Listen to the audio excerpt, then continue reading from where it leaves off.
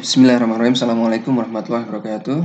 Kita lanjutkan diskusi kita. Kemarin kita sudah sampai gaya magnet ya dan magnetisme secara umum, yaitu efek dari muatan listrik yang bergerak ya, dan dimana dia akan menimbulkan gaya magnet pada magnet lain atau muatan listrik lain yang bergerak ya. Nah, kita lanjutkan.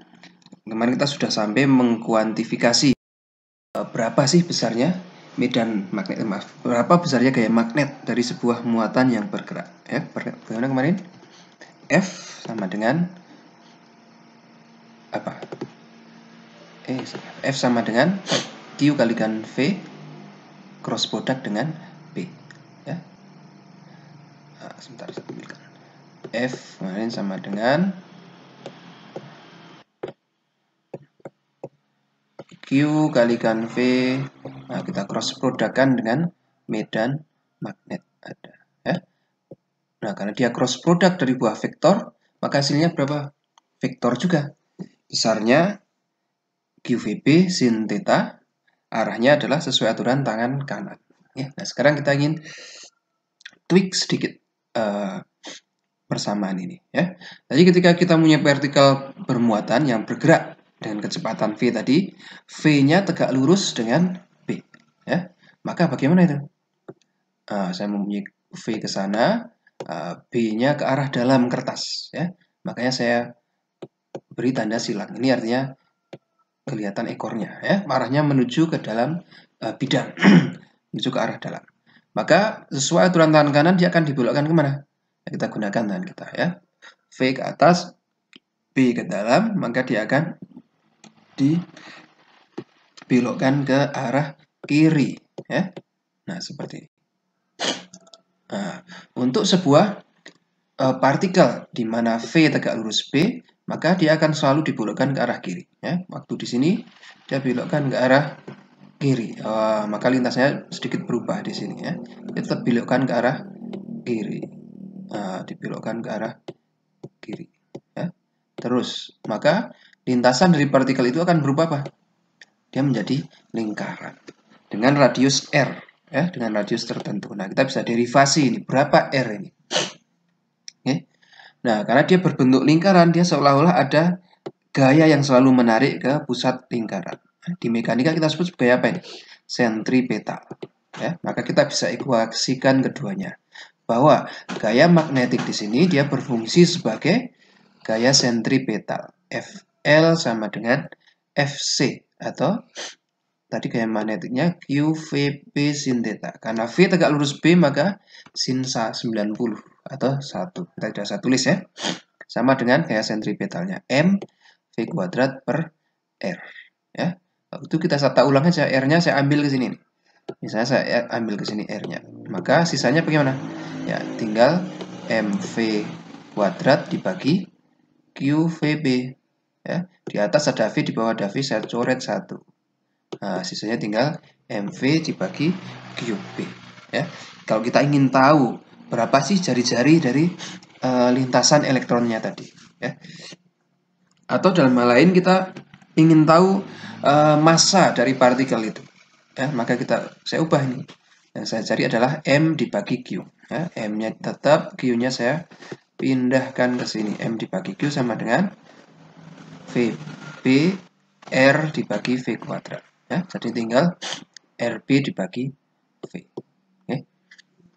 Nah, ini yang saya tetap.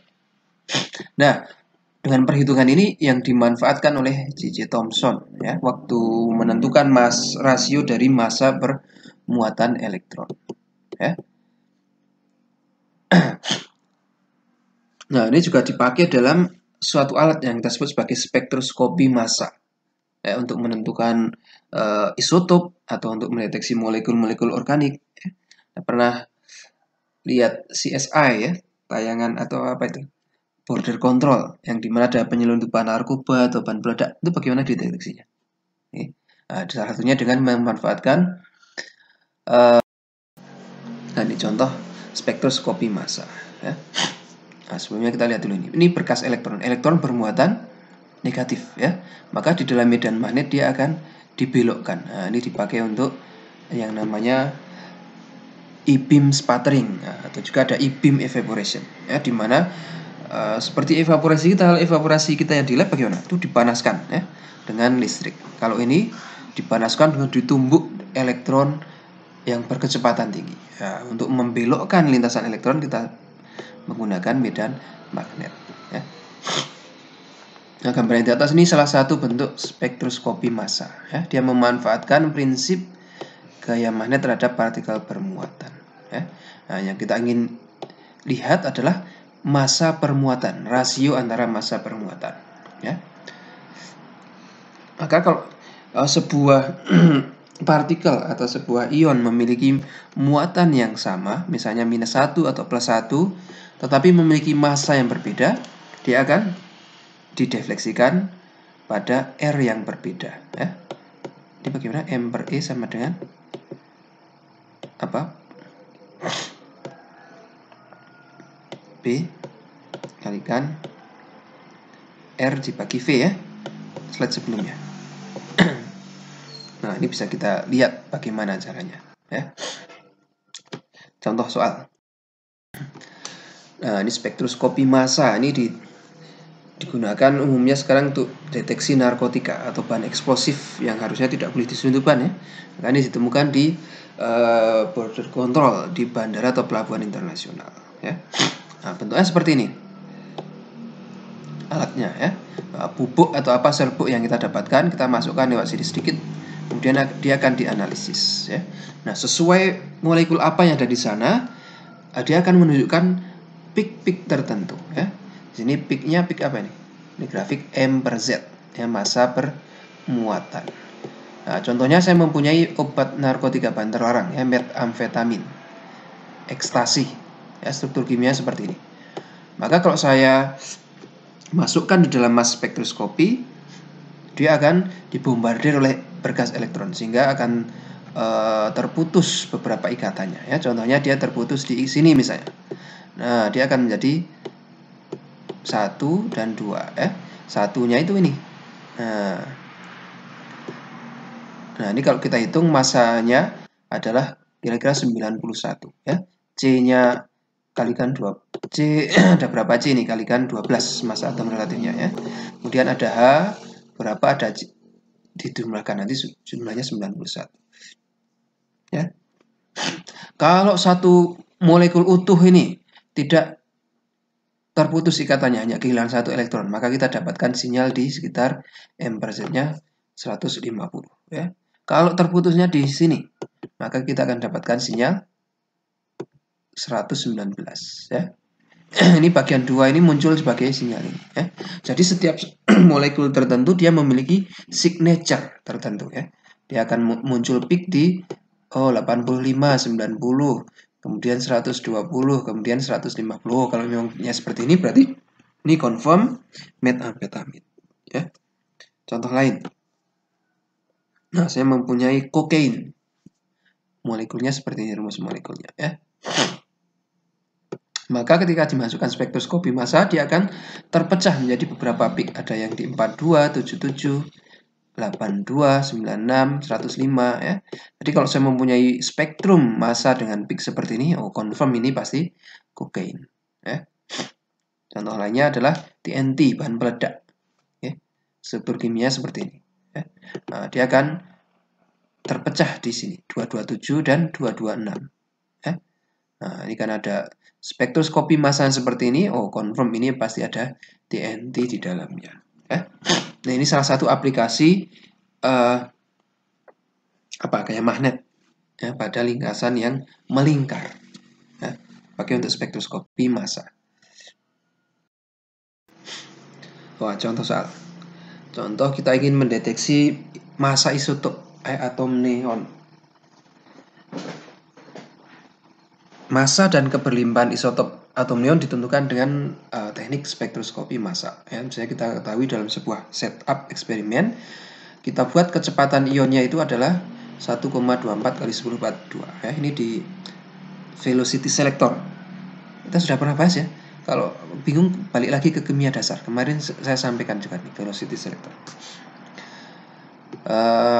Dalam sebuah medan magnet seragam besarnya 4,08 kali 10⁻⁻1 Tesla ya. Satu muatan elektron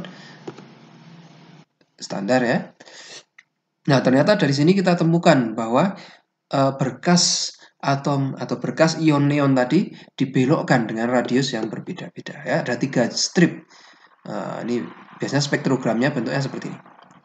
Ini ada film ya. Ini ada tempat agak terbuka di mana tempat ion argonnya keluar, ini dari belakang ya. Jadi kalau positif misalnya dia akan dibelokkan ke sini ya. Dia akan menumbuk lempeng ini, maka lempeng ini akan lebih terang ya. Nah, ini misalnya juga seperti ini. Ada yang menumbuk ke lempeng sini, ada juga yang menumbuk ke lempeng sebelahnya ya. Maka kita dapatkan spektroskopinya itu di R berapa ya. Oh, radius berapa dari opening ya. Nah, ini R. Intensitasnya bagaimana? Ya, dari ke lebih gelap mana, semakin gelap maka intensitasnya semakin tinggi ya. Ini seperti film, seperti negatif film itu, nanti akan semakin gelap makin tinggi ya. Ternyata ini dibelokkan di radius 6,25, 6,56 dan 6,88 ya. Kita ketahui bahwa 1 AMU atomic mass unit ya, 1/12 dari atom C12 adalah 1,661 kali 10⁻⁻24. Nah, kita disuruh menentukan ada berapa isotop atom neon dan berapa masing-masing masanya ya. Yang kedua B adalah tentang intensitas. Intensitas di R pertama, R kedua, dan R ketiga adalah kira-kira seperti ini. 1825 dan 177. Kita suruh menentukan ada berapa persen dari masing-masing isotop ya. Yang ketiga disuruh menentukan massa rata-rata ya. Maka tadi kita mau M per Q tadi ya, M per Q adalah RB per V ya. Tetapi karena Q-nya kita sudah ketahui, Q-nya pasti plus 1 ya. Maka kita tinggal mencari massanya saja ya.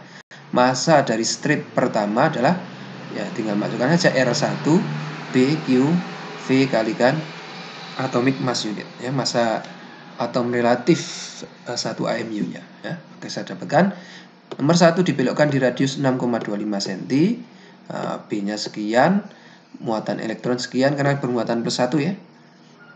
V adalah kecepatan dan A adalah atomic mass unit ya. Kita akan relasikan berapa kali masanya ini dibanding 1/12 massa atom C12 ya. Maka saya dapatkan massa atom neon yang pertama adalah 20 atomic mass unit ya. Maka dan perhitungannya sama, saya dapatkan untuk M2 21 AMU dan M3 22 atomic mass unit ya. Dapat ya. Oke, garis pertama, kedua, dan ketiga kita dapatkan intensitas sekian. Maka total intensitasnya berapa? Nah, tinggal dijumlahkan aja 2002 ya. Maka untuk menghitung keberlimpahan isotop 20 misalnya, saya tinggal ambil isotop 20 ada berapa tadi intensitas 1820.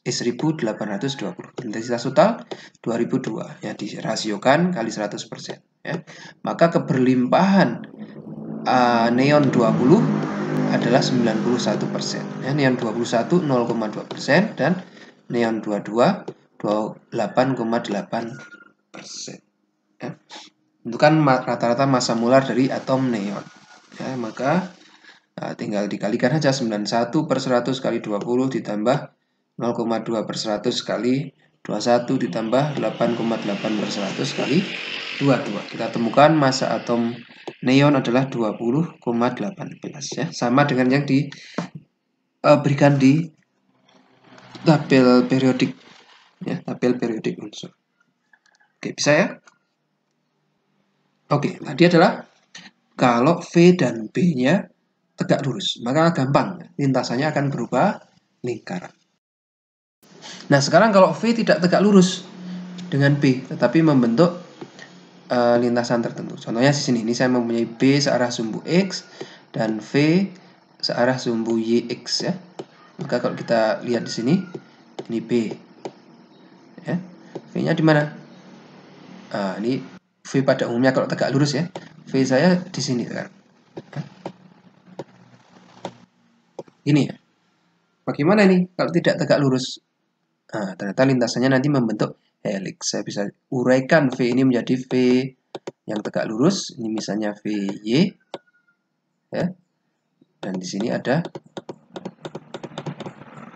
VX, ya. Nah, VX arah dengan B, maka dia tidak akan mendapat gaya. VY tegak lurus dengan B, dia akan mendapat gaya maksimum, ya. Sebelumnya kita lihat kalau VY dan B ini tegak lurus, maka lintasannya berupa lingkaran, ya. Nah, ini lintasannya artinya berupa lingkaran. Tetapi kita punya tambahan gaya Vx yang ke sana, maka lingkaran ini pelan-pelan sedikit demi sedikit tergeser, ya. Dia menjadi bentuk helix, ya.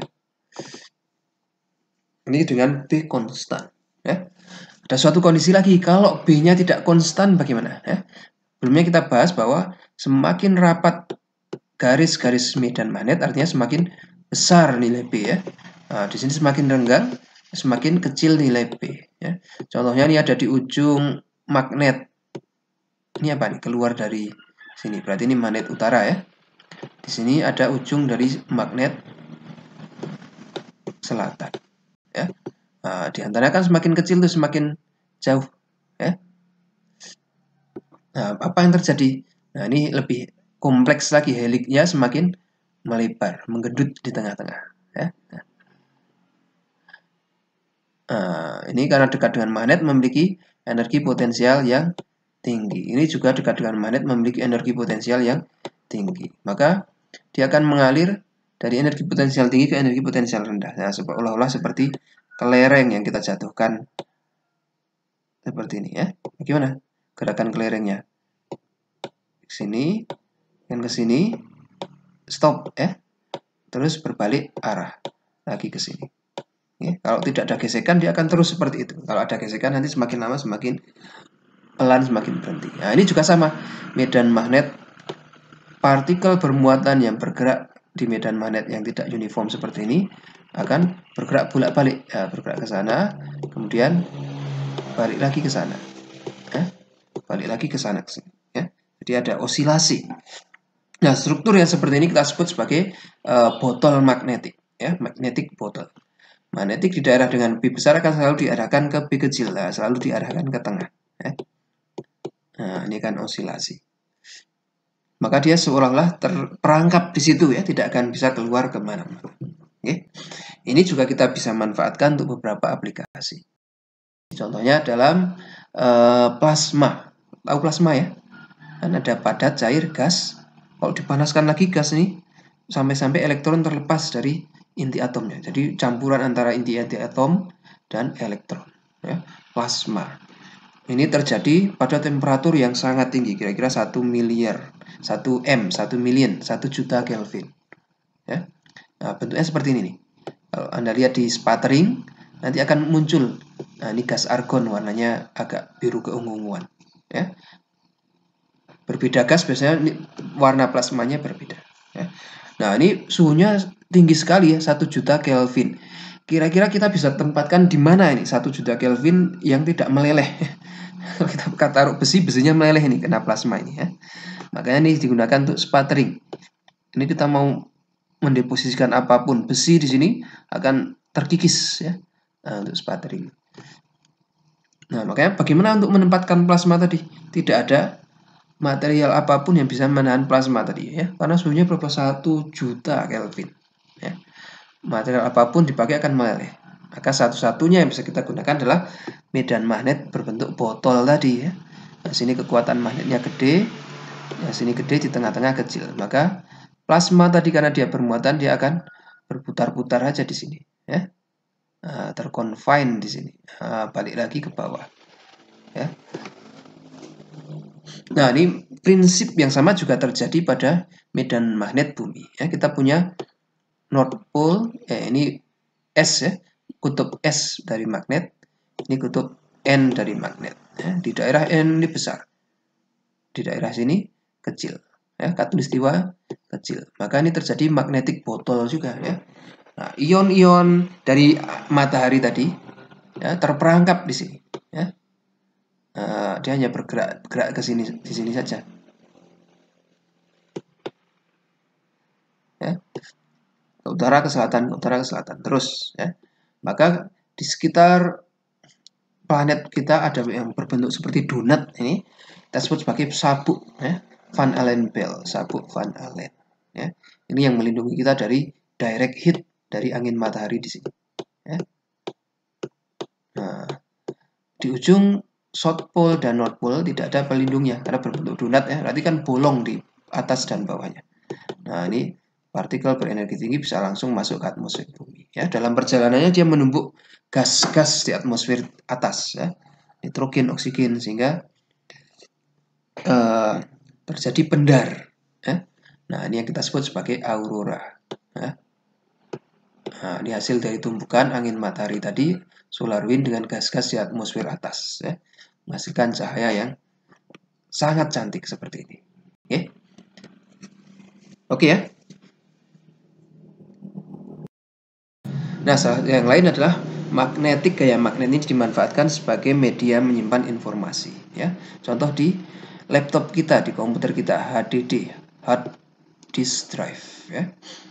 Nah, ini mikromagnet. Mikromagnet ini ditata nih orientasinya, apakah NS atau SN. Ya. Misalnya untuk NS, ini merepresentasikan data 0. Ya. Maka sebaliknya, SN akan merepresentasikan data 1, ya. Kan informasi kita semua disimpan dalam 0101 ini nih di komputer, ya. Nah, nanti dibaca oleh sebuah head elektromagnetik, headnya ini, ya. Dia akan membaca apakah yang disimpan itu adalah 0 atau 1, ya. Maka nanti diolah oleh komputer menjadi informasi, ya. Baik itu skripsi kita, ya, atau data apapun, foto atau video atau musik.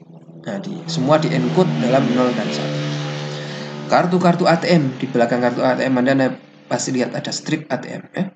Yang warna hitam ini digunakan untuk menyimpan ini rekening punya siapa, ya, passwordnya apa, atau bagaimana, ya. Ini informasi-informasi dilihat di sana. Maka kalau kita dekatkan dengan magnet yang kuat, informasi ini rusak biasanya, ya, di belakang ATM ini. Nah, itu salah satu aplikasi dari gaya magnet, ya. Oke ya, sejauh ini sudah jelas.